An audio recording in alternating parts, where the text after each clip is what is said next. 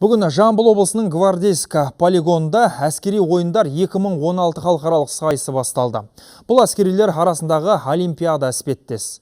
Қазақстан аталған іс-шараны алғаш рет ұйымдастырып отыр. Отар жерінде өтіп жатқан жарысқа әлемнің 12 мемлекеті сайдың тасындай сарбаздарын жіберген. Тақырыпты тілшіміз Ұлан Нарымбек жалғастырады.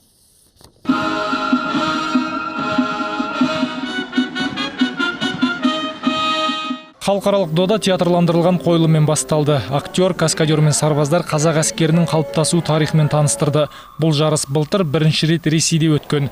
Ал биыл Ресей мен Қазақстанның 20 әскери полигонында бір мезетте ұйымдастырылуда. Азия, Европа, Африка мен Латын Америка елдерінен келген 120 команда 23 аталымда бақ сынайды. Ал артиллериялық оқ ату шеберлері мен мерген шебі сайыстары отарда өтуде.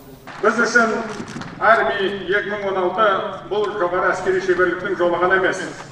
Нағыз достық пен шынайы жауынгерлік бауырластықтың айнымас үлгісі. Осы күрделіде абыройлы байқауға қатысып отырған барша әскерлерге тек қана сәттілік тілеймін. Қаруларыңыз берен, мерейлеріңіз үстем болғай.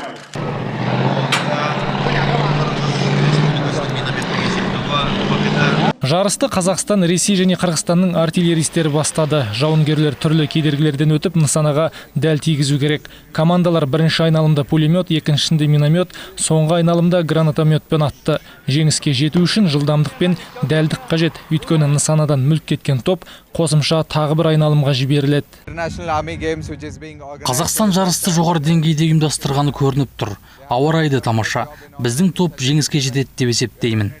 Еліміздің қорғаныс министрлігі аталған шараны келесі жылы да өткізбек. Ойындардың ауқымы да кеңейеді. 2017 жылы бронды машиналардың раллиі мен нәзік жанды әскери қызметшілер арасындағы көп сайыс қосылады. Ертең жарыс алаңына құралайды көз қатқан мергендер шығады. Жалпы әскери ойындар халықаралық жарысының Ресей Федерациясындағы кезеңі 13 тамыз күні аяқталады. Қай команданың жеңіске жеткені екі елдегі жарыстың қорытындысы шыққаннан кейін белгілі болады. Қазақстандық сарбаздар жеңіс тұғырынан көріну үшін барлық күш-жігерімізді саламыз деп отыр. Ұлан Нарымбек, Ерлан Әбжанов, қорытынды жаңалықтар, Жамбыл облысынан.